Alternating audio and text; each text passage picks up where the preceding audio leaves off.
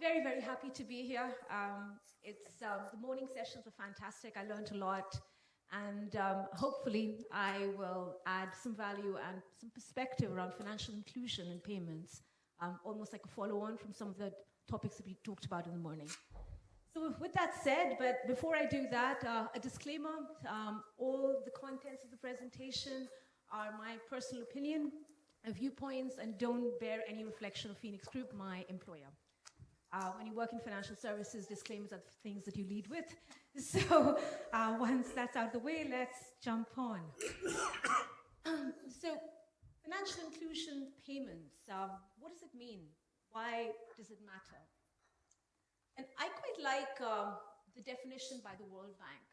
It essentially says that financial inclusion basically means for individuals and businesses to have access to useful financial products which meet their needs. And that's across the spectrum, right? From transactions, to payments, to buying protection, etc. And all of that delivered in a sustainable and responsible way. It's quite a loaded definition. And if you think about the definition, you would imagine, it's evident just why it is so pivotal for our well-being and how it can eradicate extreme poverty and boost prosperity for everyone. So, to bring things to perspective, some stats here, right? Why is it pivotal to our well-being? Now, imagine not being able to prove who you are, right? Right now, Bill introduced me. I'm Dia. If someone asked me, are you Dia? I can take out my driver's license, for instance, right? But imagine not having that privilege. Imagine not having any birth certificate, any driver's license, any passport. And there are 850 million people across the world today who don't have any officially recognizable identity. Now, why does that matter? Because if you don't have an officially recognizable identity, you can't open a bank account. The very basic prerequisite of financial inclusion is to be banked. And that right is literally taken away from you. It's a basic human right. There are about 1.4 billion adults across the world who don't have a bank account. They are unbanked. It wouldn't be a surprise. A large percentage of those are women. So women tend to be more unbanked than men do. And similarly, if you look at businesses, almost 41% of small to medium-sized enterprises feel that their financial needs or their financing needs are underserved or unserved. It's a big problem. It's not all doom and gloom, by the way. Okay, there is some hope. And hope has sprung in emerging markets. And the reason behind it is in emerging markets, there wasn't a traditional financial infrastructure. Okay? It wasn't there. It was there to some limited extent. And they became early adopters of actually utilizing things like mobile phones, internet to deliver financial services at scale. Now, what you see here is PhonePe.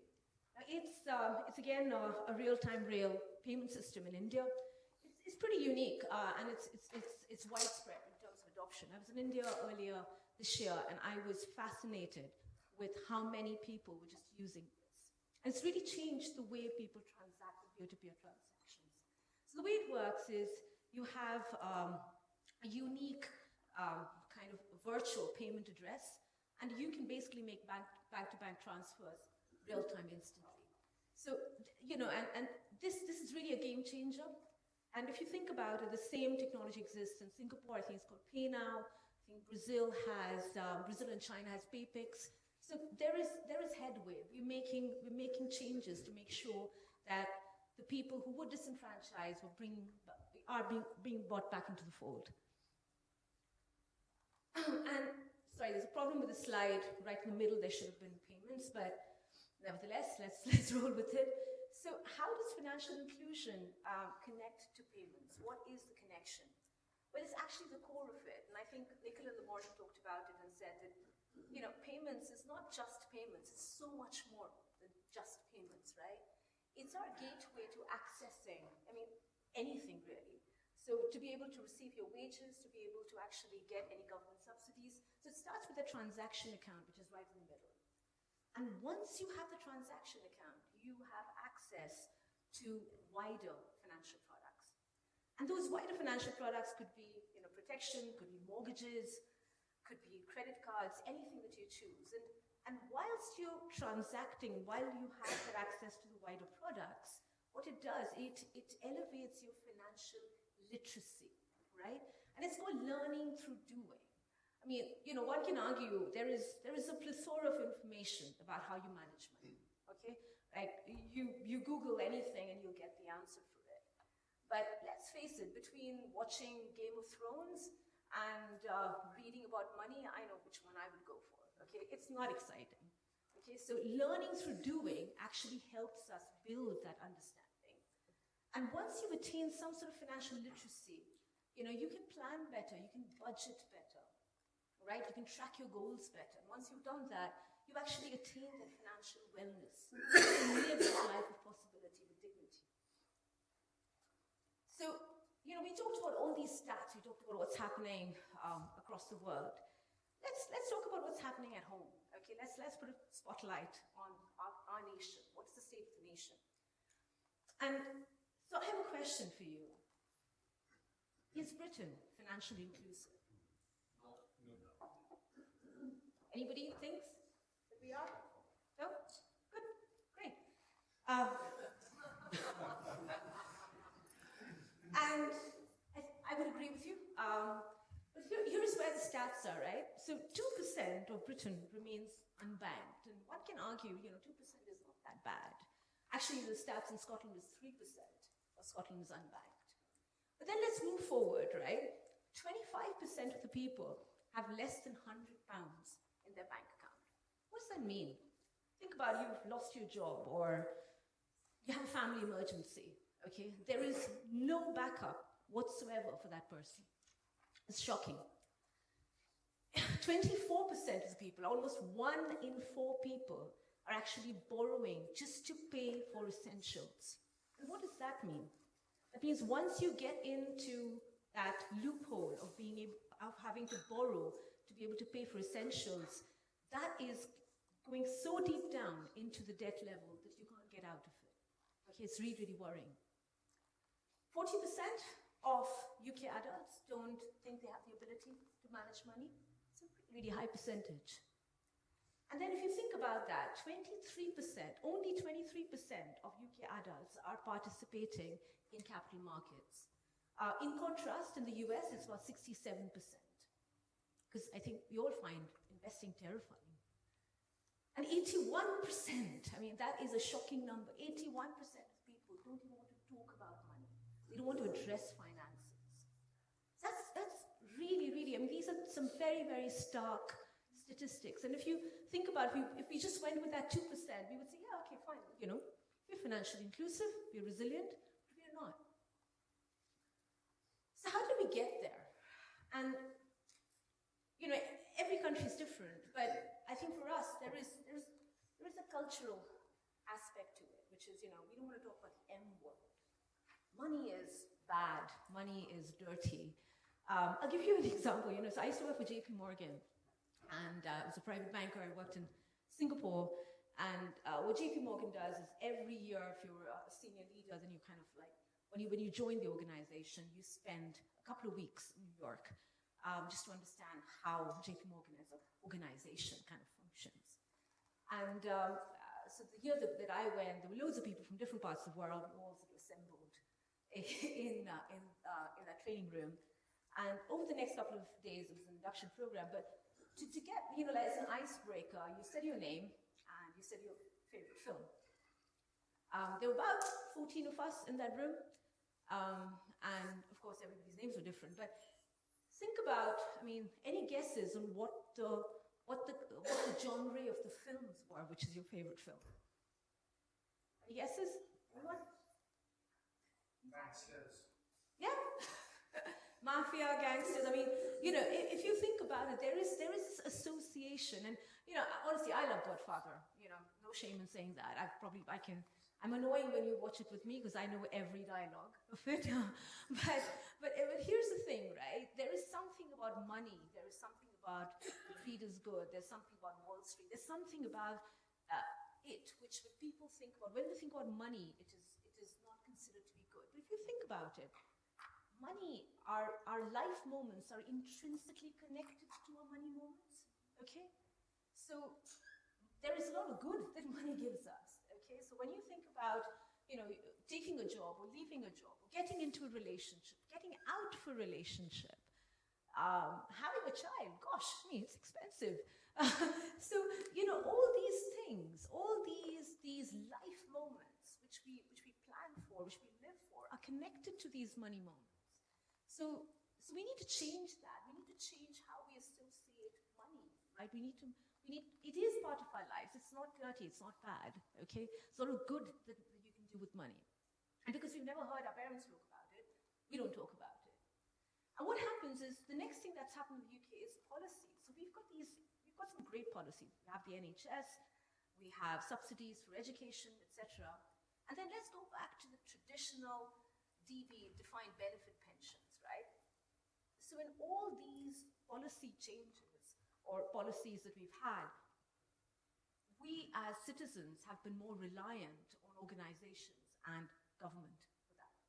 Now, as we transition, a pension is a good example, right? As we transition from a defined benefit contribution to defined contribution pension scheme, the onus shifts, actually. The onus shifts from the employer and the government to more you, right? But we haven't elevated people's abilities, and that's where financial literacy and financial numeracy matters. So if you think about financial literacy, it basically means making sense of something, reading a financial, terms and conditions or whatever, and making sense of it. And almost 2/5 of UK adults struggle with financial literacy. Numeracy is an interesting thing, right? Numeracy is basically looking at numbers, data, money, and almost making comparisons of it. And if, today in the UK, almost 50% of the UK, their financial numeracy levels are at or below of the abilities of an 11-year-old child. So this is worrying. Now, if you put that together and you have to make sense of all of this, it becomes really, really difficult. And then what you do, you kind of look for advice. But if you look at the UK, there's an advice gap. 90% of people in the United Kingdom do not have access to or cannot afford financial advice. These are some big, big problems. But with all problems which are big, there is hope because there's innovation, right? And why don't we have a look at where we've innovated and, some of the green shoots or where we've made some great strides. And from my perspective, I've seen a big shift in financial services, a much needed shift actually. And that shift has been from products to intelligence services. I'll tell you what I mean by it. So essentially, from a customer's perspective, it is literally about what is it for me? So if you look at the traditional financial services sector, it was all about features and products. Whereas the fintechs came about, and I think with some help of the regulators, because the regulators also talk about good outcomes, there's no good, you can't put a product out in front of the customer without thinking about what outcome it's going to drive. So I think the regulators, have done really, really well in helping fintechs deliver that. But from a fintech perspective, they've gone to the jobs to be done. What is the problem statement from a customer's perspective? So as an example, back in the day, you got a balance, so you got a statement. But actually, you want to know, how am I doing this month versus last month, right? You, again, from a traditional world, you just tell people, we have an overdraft facility, we have a mortgage, or we have credit cards. But, essentially, how much credit do you really need, right? Okay? And the same goes for whether it's a pension product or an investment product, right? How do you decide what is the right investment product for yourself? So there has been this shift. And this shift is possible because the way I see it is there has been, the financial services kind of stack, okay, has altered. So when I started my career, say about 20 odd years ago, there used to be only a two-tier system, so the bottom two, okay? So the rails, which is your infrastructure really, think about London Stock Exchange, SWIFT, Bitcoin is also a rail actually, it's infrastructure in many ways. And then above that, you had the product providers who used that infrastructure to build products and services. So, you had all the banking products, you had financial investments, etc. So, the HSBCs, the Barclays of the world, they build products on that. But where we started seeing innovation is with intelligent digital services. Comes a Monzo, comes a Wise or a Free Trade. Now these guys, they said, okay, fine. What we will do is we will create really, really good customer experience, right? We'll use the infrastructure, we will use the products, and we will, through intelligent digital services, we'll be able to create and craft a really beautiful experience. In the interest of time, I'm not going to talk about all of them, but I'm going to talk about Wise. I'm a big fan. I really am. So if you think about it, and I know, Jackie, you were talking about earlier on about payments and the evolution of it. And that's, if you think about it, it's clunky. It's been clunky, right? When you think about transferring money, taking days, right? Huge fees, etc. And along comes Wise, and what they said, okay, fine. Why are international transfers so expensive, right? Why does everything have to go to New York, for instance? Okay, how do we change that? So they put concepts of peer-to-peer transfer, but actually they did it old school. This is before, the payment rail systems were actually in place. So they went and they set up domestic accounts everywhere, okay? They did the hard yards. And then a transfer became instant, right? Because they were not transferring internationally. They were just netting their accounts in different countries. And that was really, really a game changer. So they started TransferWise and otherwise. And then ultimately, you have the big tech, right? So they have the customers, okay? They have the intelligent digital services. Apple savings, I think within the first 4 days, they got £1 billion in, sorry. Right now they're probably at $10 billion with Goldman Sachs. So this is what scale can do, right, with intelligent digital services. So these are areas where we've seen innovation, right? What are the areas that we need to see innovation? What are the current pain points which are not being solved yet? And possible cases for possible use cases for innovation. Obviously, working pensions and savings, so it's something I think about, all day long. And it's really, really important because, it's a massive industry, right? I mean, it's £2 trillion industry in the UK. But there are some big, big problems in pensions. Now, let's look at it, okay? There are about 2.8 million people whose pension pots are lost. Why is that? Because on average, we spend about, an average, in a lifetime, a person will probably have 11 jobs, right? So right from the first time you started a job till your last job, you've kind of forgotten. Sometimes you stay very, very, very small, You might stay in a job for like a couple of weeks. Maybe you didn't like the employer, and therefore you've kind of forgotten about it, or a couple of months, okay? But people move jobs. So gone are the days when people stayed in one place, where they were lifers, where they spent 20 years, 30 years in one organization. And currently, there is 27 billion, okay? Think about that number, 27 billion pounds, okay, of lost pensions. Massive, right? And then in contrast with that, if you think about it, 1 million people over the age of 66 actually live in pension poverty. What does that mean? They have money somewhere that they don't know about. There's money somewhere that is lost. What can we do about it? Now, again, I'm referring back to Jackie, your slides, when you talked about, if you look at what are the recurring pain points here, what is the situation? You have data, which is disparate, okay? Data, which is everywhere, right? There is pensions as a business is very high in administrative costs, extremely high in administrative costs, right? And there is no proper adequate tracking system.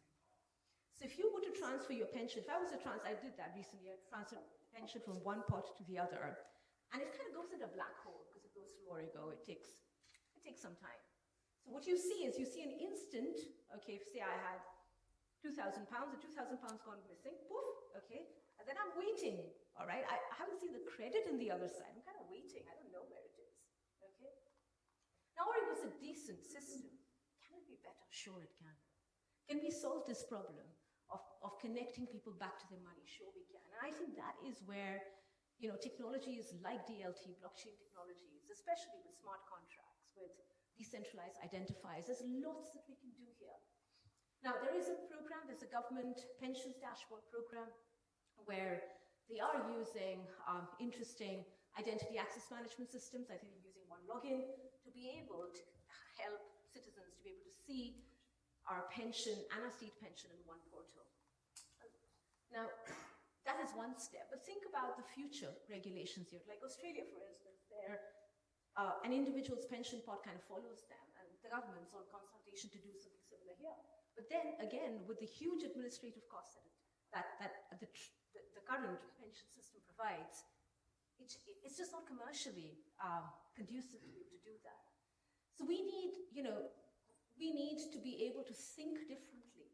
How can we actually change our pension system so that the money that you've put in, right, the money which is rightfully yours, you're able to see how it's growing, how it's performing, right? You're able to make investment decisions on it and ultimately live that life of possibility. So I think there's a huge, huge opportunity here.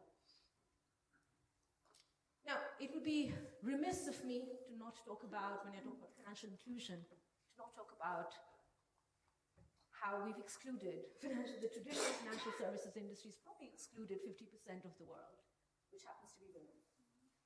Now, it's not done in purpose. It just so happens that I don't believe that a couple of guys who created capital markets said, we're just going to kick the ladies out. But it so happened they were just a couple of guys there. So didn't really think about the ladies and their needs and what does it mean for them. So if I look at pensions, right?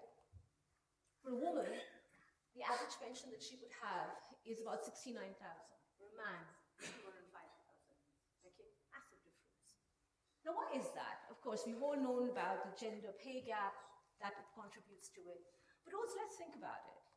For a man, he would probably spend 40 years of his life saving for a 30-year retirement. For women, it's not really a 40 years of life of saving because, they probably have children, so they take time off, they have caring responsibilities, so on and so forth, right? So at best, sometimes 25, 30 years probably of savings. But here's the other spanner. Women live longer. It's a good thing, by the way. Okay?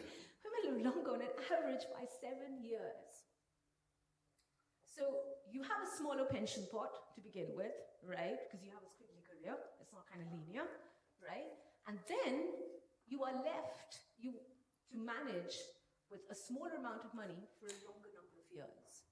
It becomes really, really difficult.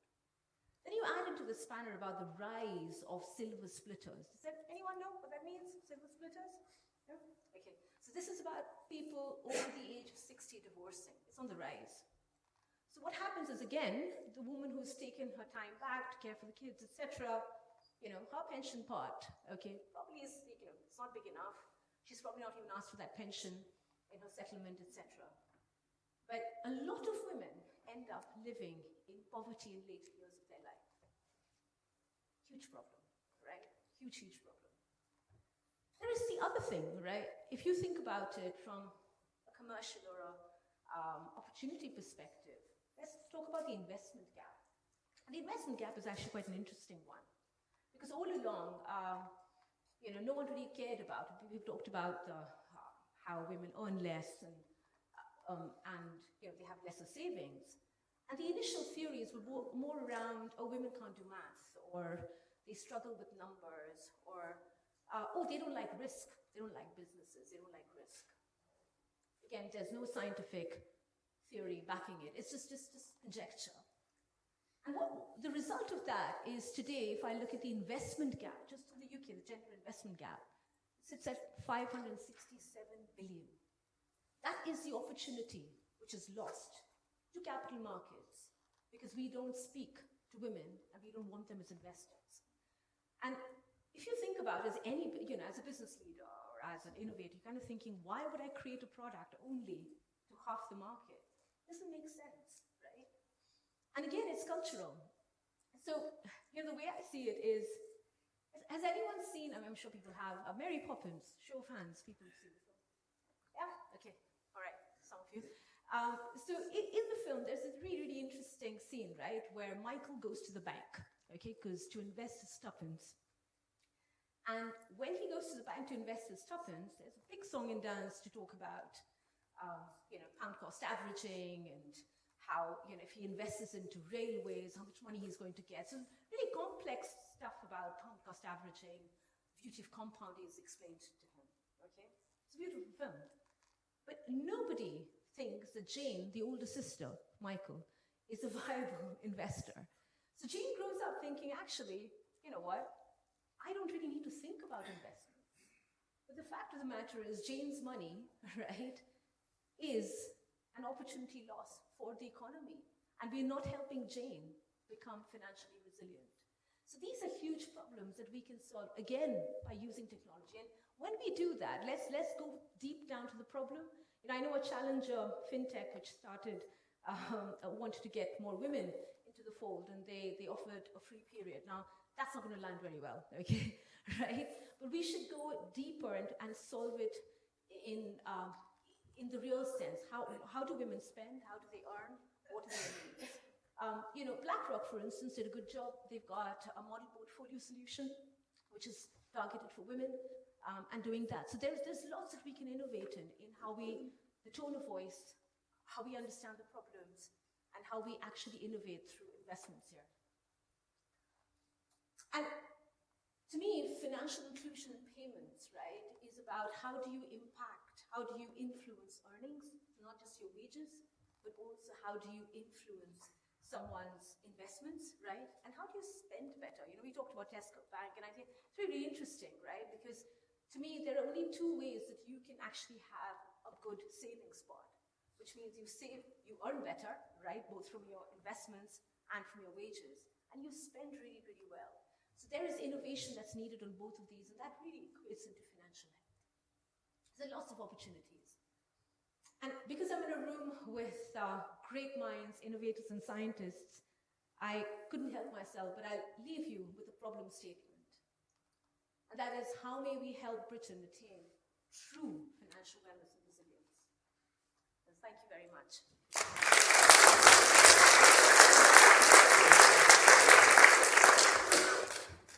We possibly have time for one question. Oh yeah, sure.